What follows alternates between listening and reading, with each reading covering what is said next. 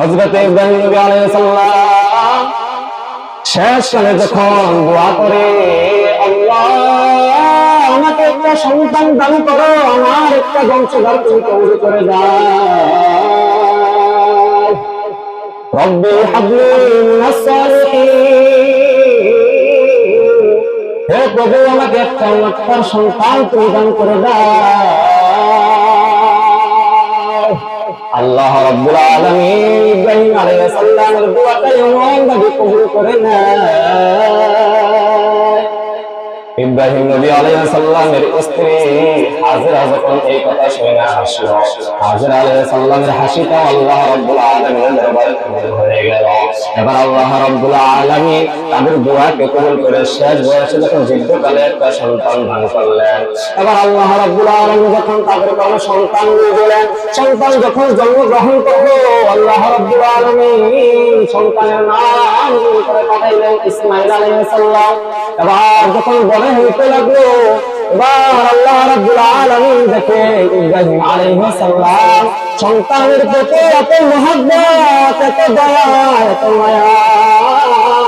এবার আল্লাহ রাব্বুল আলামিন ইব্রাহিম আলাইহিস সালামকে ডাক দিয়ে বলে, ইব্রাহিম তুমি সন্তান পাইয়া এত তুমি দয়া দেখাও, বুঝি আমাকে মারিয়া যাইতেছ, আমার কোনো খবর রাখতেছ না।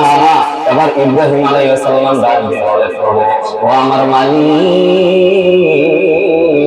আমি আপনার কাছে চাই একটা সন্তান পাইছি, এই সন্তানের প্রতি একটু দয়া অবশ্যই আমার থাকবে, আমার একটু মায়া থাকবে। এবার আল্লাহ রাব্বুল আলামিন ইব্রাহিম আলাইহিস সালামকে ডাক দিয়ে, ইব্রাহিম তাহলে তুমিও শুনে নাও, আমি তোমাকে এই মুহূর্তে অর্ডার করলাম, তুমি তোমার সন্তান, তোমার স্ত্রীকে তুমি আরবের সাফা পাহাড়ে তুমি রাইখা আসো। এবার ইব্রাহিম আলাইহিস সালাম কোনো কথা বললেন না, যখন অর্ডার হয়ে গেল। এবার ইব্রাহিম আলাইহিস সালাম তার স্ত্রী হাজেরাকে নিয়ে, তার সন্তান ইসমাঈলকে নিয়ে যখন সাফা পাহাড়ে চলে যায়, এবার সাফা পাহাড়ে যে ইব্রাহিম আলাইহিস সালাম তার স্ত্রী হাজেরাকে ডাকতে বলে, ও আমার বিবি, আল্লাহর হুকুম, তোমাদের সঙ্গে আর থাকবো না। আল্লাহ রাব্বুল আলামিন আমাকে হুকুম করছে তোমাদেরকে আরবের সাফা পাহাড়ে তোমাদেরকে রাখতে হইবে, আমি তোমাদেরকে রাইখা গেলাম। আল্লাহ রাব্বুল আলামিনের হুকুমটা আমি প্রভাবিত হবে না, আমি তার হুকুমটা মানলাম, আল্লাহ রাব্বুল আলামিনের হুকুমটা নেই না, তোমাদেরকে আমি সাফা পাহাড়ে রাইখা আমি চলে যাচ্ছি। এবার ইব্রাহিম আলাইহিস সালাম তার বিবি হাজেরা এবং তার সন্তান ইসমাঈলকে সাফা পাহাড়ে রাখে। এবার বিবি হাজেরা ইব্রাহিম আলাইহিস সালামকে ডাক দিয়ে বলতেছে, স্বামী আমাদেরকে পাহাড়ে আপনি রাইখা গেলেন, আমরা কি খাইব, আমরা তো কিছু করতে পারবো না, আমাদের কোনো কর্ম নাই। এবার ইব্রাহিম আলাইহিস সালাম ডাক দিয়ে বলে, দিবি কিচ্ছু করার নাই, আল্লাহ রাব্বুল আলামিন হুকুম করেছে, আমি আমার মালিকের হুকুম পালন করতেছি। এবার ইব্রাহিম আলাইহিস সালাম যখন হাজেরা এবং তার সন্তান ইসমাঈল আলাইহিস সালামকে যখন ওই পাহাড়ের ভিতরে রাখা, এবার ইব্রাহিম আলাইহিস সালাম সেই পাহাড়ের ভিতরে রাখা, এবার আল্লাহ রাব্বুল আলামিনের দরবারে হাত তুলে দোয়া করেন, আমি তোমার হুকুম অনুযায়ী, আমি তোমার অর্ডার অনুযায়ী আমি কোনো কথা বলি নাই, আমার বিবি হাজেরাকে, আমার সন্তান ইসমাঈলকে আমি আজকে পাহাড়ে রেখে গেলাম, যে পাহাড়টার ভিতরে কোনো ফসল ফলে না, মাটি ধরে আমার কোনো ফসল ফলে না, কোনো পানি নাই, কোনো খাবার নাই, কোনো খাদ্য নাই, কিন্তু দয়ার আল্লাহ আপনি যাদেরকে সৃষ্টি করেছেন তাদের রিজিকের ব্যবস্থা অবশ্যই আপনি করেছেন। এবার যখন দোয়া কইরা ইব্রাহিম আলাইহিস সালাম যখন চলে গেলেন, এবার হাজেরা পানি নাই, খাবার নাই। এবার সাফা পাহাড় থেকে মারোয়া পাহাড় পর্যন্ত দৌড়ায়। একবার মারোয়া যায়, আবার সাফা পাহাড়ে আসে, আবার মারোয়া যায়, আবার সাফা পাহাড়ে আসে। এই দৌড়ানিটা আজ পর্যন্ত যারা হজে যায় দেখবেন দৌড়ায়। এটা এখন পর্যন্ত চালু আছে। মা হাজেরা তার সন্তান ইসমাইলের খাবারের জন্য দৌড়ায়, পানির ব্যবস্থা নাই, পানির জন্য দৌড়ায়। এরকম দৌড়াইতে দৌড়াইতে আল্লাহ রাব্বুল আলামিনের দরবারে যখন বলে আল্লাহ আর পারছি না, এরকম শাস্তি শেষের জন্য দিলেন, যখন ক্লান্ত হয়ে গেলেন, এবার আল্লাহ রাব্বুল আলামিন দয়া করে জিবরাইল আলাইহিস সালামকে ডাক দিয়ে বলে, জিবরাইল যাও যাও, আমার বন্ধু হাজেরা এত কষ্ট করলো কিন্তু শেষ পর্যন্ত ক্লান্ত হয়ে গেল, তাদেরকে আর কষ্ট দেওয়া যাবে না। এবার জিবরাইল আলাইহিস সালামকে আল্লাহ রাব্বুল আলামিন অর্ডার করে দিলেন, জিবরাইল আলাইহিস সালামকে অর্ডার করে দিলেন, তুমি যাও, সেইখানে তোমার ডানা দিয়া তুমি সেই পাহাড়ের ভিতরে একটা আঘাত করবা, আমি অটোমেটিক তোমার ওই পাহাড়ের আঘাতের জন্য আমি সেই পাহাড় থেকে একটা ঝর্ণা তৈরি করে দেব। সুবহানাল্লাহ। এবার আল্লাহ রাব্বুল আলামিন হুকুম করলেন, জিবরাইল আলাইহিস সালাম সাফা পাহাড়ে চলে আসলেন। এবার পাহাড়ের ভিতরে এসে দেখে বিবি হাজেরা কাঁদবে। এবার জিবরাইল আলাইহিস সালাম এরকম কান্না দেখা জিবরাইল আলাইহিস সালাম আল্লাহর হুকুম অনুযায়ী তার পাহাড়ে একটা আঘাত করলেন পাহাড়ের ভিতরে। সেই পাহাড় খনন হয়ে একটা জান্নাত তৈরি হইল। সেই জান্নাত থেকে পানি বের হয়। এবার হাজেরা আলাইহিস সালাম সেই জান্নাত থেকে পানি নিয়ে ইসমাইল আলাইহিস সালামকে পানি পান করায়। সেই জান্নাতটা আজও যারা হজে যায়, হাউজে কাউসার দেখবেন হজের মধ্যে জমজমের পানি যেটা বলা হয়, সেইটাই ওই দিন তৈরি হয়েছে। সুবহানাল্লাহ। সেটা আজ পর্যন্ত মক্কা আরবে আজ পর্যন্ত সেটা এখন পর্যন্ত দাঁড়িয়ে আছে। যেখান থেকে পানি বাইর হয় সেখান থেকে এমন পানি বাইর হয়, প্রতি বছর হাজিরা সেখান থেকে পানি নিয়ে আসে, কিন্তু সেই জন্য পানি কমেও না বাড়েও না, যেমন ভাবে পানি বাইর হয় তেমনি পানি বাইর হইতে থাকে। এত পানি হওয়ার পরেও পানি কমে না। আল্লাহ রাব্বুল আলামিন সেই জান্নাতকে কিয়ামত পর্যন্ত রাখবেন। সুবহানাল্লাহ। এজন্য আল্লাহ রাব্বুল আলামিন এরকম পরীক্ষা করলেন, কিন্তু ইব্রাহিম আলাইহিস সালাম আল্লাহ রাব্বুল আলামিন একদিন স্বপ্ন দেখায়, আমার বন্ধু ইব্রাহিম, তুমি আমার দরবারে তোমার প্রিয় বস্তুটা কুরবানি করো। আবার ইব্রাহিম আলাইহিস সালাম যখন রাত্রেবেলায় স্বপ্নটা দেখলেন, দিনের বেলায় ৭০টা উট আল্লাহর রাস্তায় কুরবানি করে দিলেন। এবার আল্লাহ রাব্বুল আলামিন আবার দ্বিতীয় রাত্রে স্বপ্ন দেখাইলেন, এই ইব্রাহিম, তুমি আমার দরবারে তোমার প্রিয় বস্তুটা কুরবানি করো। এবার পরের দিন আল্লাহ রাব্বুল আলামিনের দরবার ইব্রাহিম আলাইহিস সালাম আবার ৭০টা উট কুরবানি করলেন। এবার যখন দ্বিতীয় দিন ৭০টা উট কুরবানি করলেন, এবার তৃতীয় রাত্রে ঘুমাইয়া যায়। তৃতীয় রাত্রে দেখো তুমি আমার রাস্তায় তোমার প্রিয় বস্তুটা কুরবানি করো। এবার ইব্রাহিম আলাইহিস সালাম তৃতীয় রাত্রে ঘুম ভেঙে দেখে ৭০টা উট কুরবানি করলাম, কিন্তু আমার প্রিয় বস্তুটি। এবার ইব্রাহিম আলাইহিস সালাম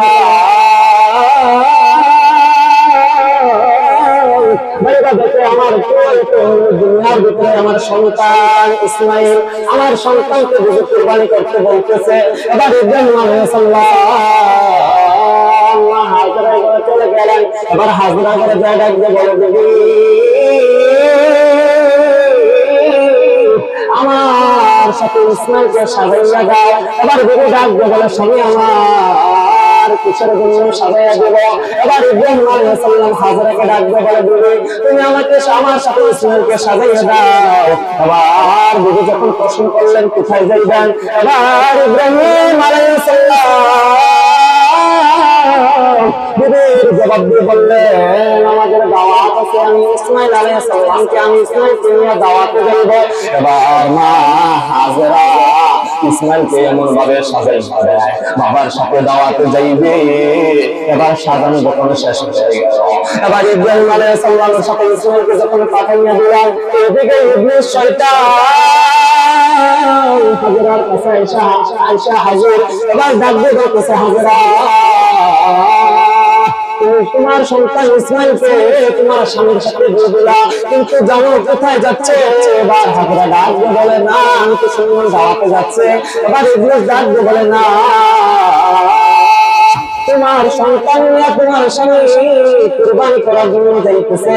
এবার হাজেরা ইবলিসকে জবাব দেয়, এত মায়ার বাপ এত দয়া কিসের জন্য কুরবানি করবে? এবার ইসমাইল ডাক দিয়ে বলে, এবার ইবলিস হাজেরাকে ডাক দিয়ে বলে, এ হাজেরা কিসের জন্য কুরবানি করবে জানো? এবার বলে, না না কিসের জন্য কুরবানি করবে? এবার শয়তান হাজেরাকে ডাক দিয়ে বলে, হাজেরা আল্লাহ রাব্বুল আলামিন তোমার স্বামীকে অর্ডার করতে তার রাস্তায় তোমার সন্তানকে কুরবানি করার জন্য। এবার হাজেরা ডাক দিয়ে বলে, যদি আল্লাহ রাব্বুল আলামিন যদি অর্ডার করে থাকে গো, যদি আল্লাহ রাব্বুল আলামিন অর্ডার করে থাকে, তাহলে তুমি শুনে নাও আমি আমার সন্তানকে আল্লাহর রাস্তায় কুরবানির জন্য দিয়ে দিলাম। সুবহানাল্লাহ। এবার শয়তান যখন হাজেরার কাছে ব্যর্থ হয়ে গেল, বিফল হয়ে গেল, এবার রাস্তায় ইসমাইলের কাছে চলে যায়। ইসমাইলকে ডাক দিয়ে বলে, ইসমাইল তুমি তোমার বাবার সাথে রওনা দিছো, তোমার বাবা কোথায় নিয়ে যাইতেছে একটু ভাবছো, চিন্তা করছো? কেন বাবার সাথে যাইতেছি, আবার কোথায় নিয়ে যাবে? এবার শয়তান ইসমাইলকে ডাক দিয়ে বলে, ইসমাইল তোমার বাবা তোমাকে কুরবানি দেওয়ার জন্য নিয়ে যাইতেছে, তোমার বাবা তোমাকে আল্লাহর রাস্তায় কুরবানি করে দেবে। এবার শয়তান বলে, তোমার বাবার হাতে দেখো রশি দেখা যায়, তোমার বাবার হাতে দেখো ছুরি দেখা যায়। এবার ইসমাইল আলাইহিস সালাম শয়তানকে ডাক দিয়ে বলে, ও যদি আমার বাবা আল্লাহর সন্তুষ্টির জন্য যদি আমাকে কুরবানি করে দেয়, আমি ইসমাইল কোনো বাধা দেব না, আমি কুরবানি হইয়া আল্লাহর দরবারে চলে যাব। এবার যখন ইসমাইলকে কোনো বাধা দিয়া কোনো কেমন কেনা দিয়া যখন আটকাইতে পারলেন না, এবার সরাসরি চলে গেলেন ইব্রাহিম আলাইহিস সালামের কাছে। ইব্রাহিমকে ডাক দিয়ে বলতেছে, ইবলিস ডাক দিয়ে বলে, ইব্রাহিম তুমি স্বপ্নের কারণে তোমার সন্তানকে জবাই করে দিবা, কুরবানি করে দিবা। তুমি কি জানো না, তুমি কি জানো না কাবিল হাবিলকে খুন করেছিল, কাবিল হাবিলকে হত্যা করেছিল। এজন্য আজ পর্যন্ত কাবিলকে মানুষ ঘৃণা করে। এবার ইব্রাহিম আলাইহিস সালাম শয়তানকে ডাক দিয়ে বলে, শয়তান কাবিল হাবিলকে হত্যা করেছিল তার হিংসার কারণে, তার অহংকারের কারণে, কিন্তু আমি আমার সন্তানকে কুরবানি করতেছি আল্লাহর রাস্তায়, আমি আল্লাহর রাস্তায় আল্লাহর হুকুম অনুযায়ী কুরবানি করতেছি, আমি আল্লাহর সন্তুষ্টি অর্জনের জন্য কুরবানি করতেছি। এবার যখন শয়তান ওখানে বিফল হয়ে যায়, ইব্রাহিম আলাইহিস সালামের কাছে যখন শয়তান পরাজিত হয়ে যায়, এবার শয়তান সামনে বাধা দেয়, ইব্রাহিম আলাইহিস সালাম এবং ইসমাইলকে নিয়ে যাইতে দিবে না। এবার ইব্রাহিম আলাইহিস সালাম চাকরি কঙ্কর তুলে পাথর তুলে শয়তানকে নিক্ষেপ করলেন, আবার আগে বাধা দেয়, আবার ইব্রাহিম আলাইহিস সালাম চাকরি পাহাড় চাকরি পাথর হাতে নিয়ে নিক্ষেপ করলেন, আবার শয়তান কিছু হয়েছে, আবার সামনে দিয়ে বাধা দেয়, আবার ইব্রাহিম আলাইহিস সালাম চাকরি পাথর হাতে নিয়ে তাকে নিক্ষেপ করলেন। সেই পাথর নিক্ষেপটা আজ পর্যন্ত হাজিরা নিক্ষেপ করে। এজন্য আল্লাহ রাব্বুল আলামিন ইব্রাহিম আলাইহিস সালামকে যখন বললেন, তোমার প্রিয় বস্তুটা, তোমার প্রিয় সন্তানকে তুমি আল্লাহর রাস্তায় কুরবানি করো। এবার যখন শয়তান বিফল হয়ে গেল, শয়তান যখন ব্যর্থ হয়ে গেল, এবার ইব্রাহিম আলাইহিস সালাম ইসমাঈলকে নিয়ে যখন শোয়া দিলেন, এবার ইসমাঈলকে ডাকতে বলে, ও সন্তান আমার, আল্লাহ রাব্বুল আলামিন আমাকে স্বপ্নে দেখাইছেন তোমাকে কুরবানি করতেছে। আল্লাহ রাব্বুল আলামিন আমাকে স্বপ্নে দেখাইছে তোমার কি কোনো বাধা আছে? এবার ইসমাঈল আলাইহিস সালাম জবাবে বলেন, বাবা, যদি আল্লাহ রাব্বুল আলামিন আপনাকে হুকুম করে থাকে আর আপনি আল্লাহর সন্তুষ্টি অর্জনের জন্য আমাকে কুরবানি করে দিবেন, এতে কোনো বাধা নাই, এতে কোনো আমার না নাই। আবার যখন ইসমাঈল আলাইহিস সালাম বললেন, বাবা আপনি আমাকে সরিয়ে দিবেন, আমাকে আপনি দরজের মধ্যে পাবেন। এবার ইসমাঈল আলাইহিস সালাম ইব্রাহিম আলাইহিস সালামকে ডাক দিয়ে বলতেছে, বাবা কিন্তু আমার কিছু কথা। এবার বাবা